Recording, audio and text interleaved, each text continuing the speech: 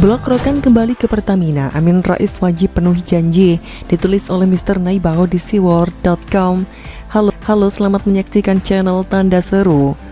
Setelah 80 tahun sejak awal ditemukannya pada tahun 1941, wilayah kerja atau WK Rokan oleh kontraktor kontrak kerja kerjasama atau KKKS Chevron Pacific Indonesia CPI dan mulai berproduksi awal tahun 1951, maka mulai tanggal 9 Agustus 2021 pukul 00.01 waktu Indonesia Barat, operasional WK andalan nasional itu beralih kepada KKKS Pertamina Hulu Rokan atau PHR, dan ini hanya terjadi di eranya Presiden Jokowi.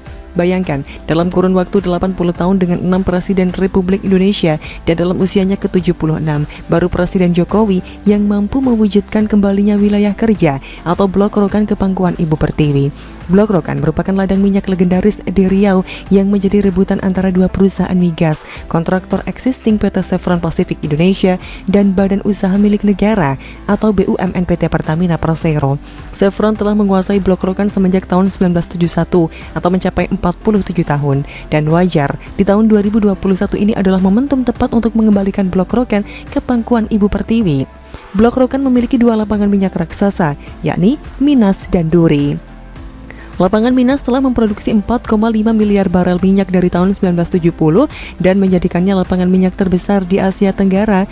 Pada masa jayanya, lapangan ini mampu memproduksi 1 juta barel per hari atau BPH. Sementara saudaranya, lapangan Duri, juga merupakan salah satu lapangan minyak terbesar di Asia Tenggara. Lapangan ini menghasilkan minyak mentah unik atau yang dikenal dengan nama Duri Crude. Blok Rokan memiliki luas wilayah 6.264 km persegi, di mana 2016 lalu masih mampu menghasilkan minyak 256.000 bph. Nilai itu setara dengan sepertiga dari total produksi minyak nasional. Dalam upaya perebutan Blok Rokan ini, ada seorang politikus senior yang juga mantan ketua PAN dan juga di eranya reformasi pernah menjabat ketua MPR ini memberikan tantangan kepada Presiden Jokowi. Biasalah, si Sengkuni ini kan selalu menganggap Presiden Jokowi tidak mampu membuat keputusan besar. Tapi Presiden Jokowi punya nyali besar. Di tahun 2018 sudah menginstruksikan Menteri ESDM Ignatius Jonan, dan sang menteri langsung membentuk tim 22 wilayah kerja untuk mengevaluasi blok migas yang telah habis masa kontrak, termasuk evaluasi proposal Pertamina dan Chevron untuk mengelola Rokan setelah 2021. Akhirnya, proposal dari Pertamina yang diterima untuk mengelola Blok Rokan di tahun 2021.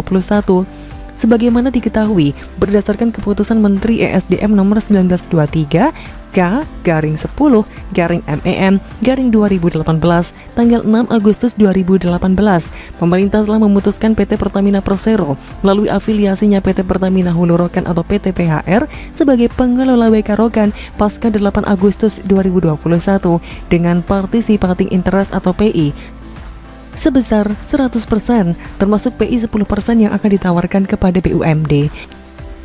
Kontrak kerja sama WK Rokan telah ditandatangani antara PT PHR dengan SKK Migas pada tanggal 9 Mei 2019 dengan menggunakan skema kontrak gross split dan akan berlaku efektif sejak tanggal 9 Agustus 2021 dengan masa kontrak selama 20 tahun. Salah satu usaha SKK Migas untuk mengawal alih kelola WK Rokan adalah menginisiasi Head of Agreement atau HOA yang menjamin investasi PT CPI pada akhir masa kontrak. Hasilnya, sejak HOA ditandatangani pada 29 September 2020 hingga 8 Agustus 2021 telah dilakukan pemboran 103 sumur pengembangan. Selain pemboran, SKK Migas juga mengawal 8 isu lain yang menjadi kunci sukses alih kelola, yaitu migrasi data dan operasional, pengadaan chemical EOR, manajemen kontrak-kontrak pendukung kegiatan operasi, pengadaan listrik, tenaga kerja, pengalihan teknologi informasi, perizinan dan prosedur operasi, serta pengelolaan lingkungan. Sehingga mulai hari Senin 9 Agustus 2021 pukul 00.01 waktu Indonesia Barat, PT Pertamina Persero melalui afiliasinya PT Pertamina Hulu Rokan resmi menjadi pengelola WK Rokan, menggantikan pengelola sebelumnya kontraktor kontrak kerjasama atau KKKS Chevron Pacific Indonesia CPI. Menteri Energi dan Sumber Daya Mineral atau ESDM Arifin Tasrif meminta PHR untuk memegang komitmennya dalam mempertahankan dan meningkatkan produksi WK Rokan. Blok Rokan merupakan salah satu wilayah kerja strategis yang telah menghasilkan 11,69 miliar barel minyak dari tahun 1951 sampai tahun 2021. dengan produksi rata-rata tahun 2021 hingga Juli 2021 sebesar 160,5 ribu barel minyak per hari untuk minyak bumi atau sekitar 24% dari produksi nasional dan 41 mmscfd untuk gas bumi. Tentunya, pengelolaan Rokan kepada Pertamina sebagai perusahaan BUMN akan memberikan manfaat yang lebih luas bagi negara, baik dari sisi pengelolaan maupun dari sisi penerimaan negara. Sekaligus akan memperkuat posisi Pertamina, khususnya Pertamina Hulu Rokan, yang akan berperan menjadi lokomotif pembangunan dan perekonomian nasional.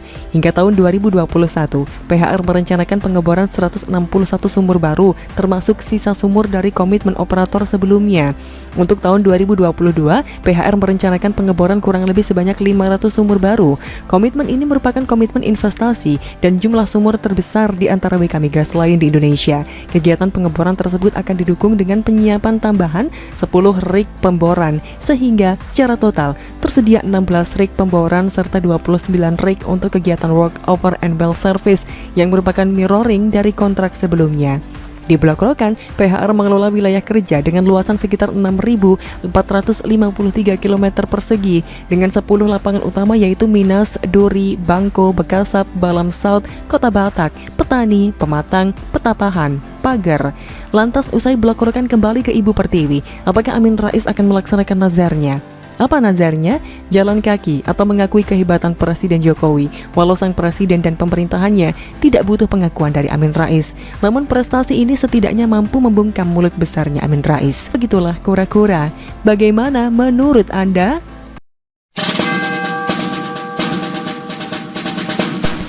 Ultah AHY ke-43 mengharu biru, dapat lukisan laut biru dan berlangit biru, ditulis oleh Joe Putra di SeWorld.com. Halo, selamat menyaksikan channel Tanda Seru. AHY yang berulang tahun ke-43 tanggal 10 Agustus kemarin mendapatkan kado istimewa dari Sang Pepo.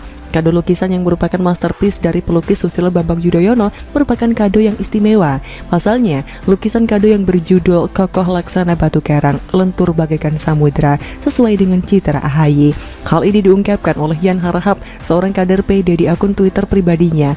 Lukisan terbaru Pak SB Yudhoyono berjudul Kokoh Bagaikan Batu Karang, Lentur Bagaikan Samudra mempunyai filosofi seorang pemimpin harus punya sifat tegar dan kokoh seperti batu karang menghadapi terpaan kehidupan.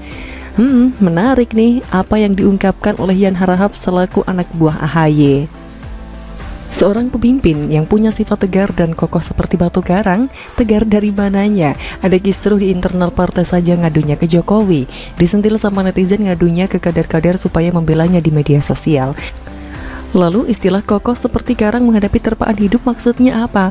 Sifat baper dan caper yang diturunkan dari sifat ayahnya tidak ada korelasi dengan batu karang. Lebih pantas disebut kepala batu karena elektabilitas makin merosot, tapi ngotot menjual drama politik agar elektabilitas naik. Namun sebaliknya, Yan Harahap yakin bahwa makna dari lukisan tersebut bermakna pemimpin harus bersifat tegar, namun harus lentur bagi air laut dan bersikap ramah. Penulis jadi ketawa tapi takut mangkrak. Mana ada air laut lentur, karet kali bisa lentur. Kadang saya geleng-geleng kepala jika membaca cuitan para kader PD. Terlalu hiperbola dalam menarasikan junjungan ketua umumnya. Contoh lebay yang dicuitkan oleh kader PD yang lain, Osi Dermawan melalui akun Twitternya. AHY yang saya kenal pangkatnya hanya mayor, tapi nyalinya bisa jadi melebihi jenderal kalau ada yang mengganggu partai yang dipimpinnya. Apa yang dinarasikan oleh kader-kader PD selaku buzzer Cikeas tentang profil AHY sangatlah bertolak belakang dengan kenyataan. Semua orang juga tahu bahwa AHY masih berpola pikir seperti anak-anak dalam berpolitik. Pola pikir yang cenderung mencontoh strategi ayahnya dalam memainkan drama politik playing victim merupakan cara untuk mengambil simpati publik. Masih segar dalam ingatan dengan kudeta di internal partai, upaya mendongkrak nama AHY sangat terlihat jelas sekali. Isu yang digulirkan hanyalah drama politik yang membosankan dengan memakai isu kudeta. Langkah cerdas namun licik dari partai berlambang Mercy ini berkembang menjadi polemik liar. PD telah melempar framing ke publik bahwa Ketua Umum AHY telah terzolimi. Bertepatan dengan hari lahir putra mahkota Cikeas, beberapa tokoh turut memberikan ucapan. Di antara beberapa tokoh, ucapan khusus melalui video berlatar belakang warna biru dari Anies Baswedan. Ucapan ini yang mendapat sorotan karena keduanya digadang-gadang akan menjadi pasangan unggulan di pemilihan Capres dan Cawapres 2024 nanti. Mas AHY yang saya hormati, yang saya banggakan, selamat milad. Insya Allah selalu dalam kemudahan, selalu dalam ridho dari Allah. Sekali lagi selamat milad, sukses selalu, salam hangat dari Balai Kota. Menariknya lagi, belakangan ini banyak kader PD mempromosikan bakat terpendam sang mantan ketua umum dan mantan presiden ke-6 ini. Mereka dengan bangganya menuliskan setiap judul dari lukisan junjungannya. Debur ombak di Pantai Pacitan merupakan mahakarya yang paling dibanggakan. Lukisan yang berlaut biru dan berlangit biru sesuai dengan warna kebanggaan PD. Bahkan, Johnson Sitindaun, seorang elit politik PD, menarasikan cuitannya yang terlalu lebay mendayu-dayu yang membuat penulis tertawa termehek-mehek sambil menjalankan PPKM. Pak SBY memilih melatih bakat melukisnya di studio beliau di Cikeas.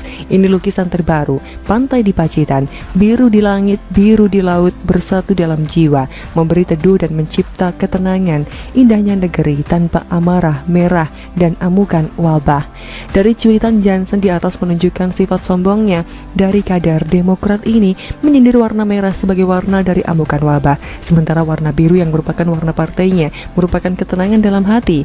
Lucu juga sih lukisan tanpa warna merah, rasanya monoton dan menjemukan. Ya nggak usah heran lah, orang-orang Demokrat punya sifat yang sama, yakni mengharu biru dengan segala kebaperannya. Begitulah kira-kira kata kura-kura. Bagaimana menurut Anda?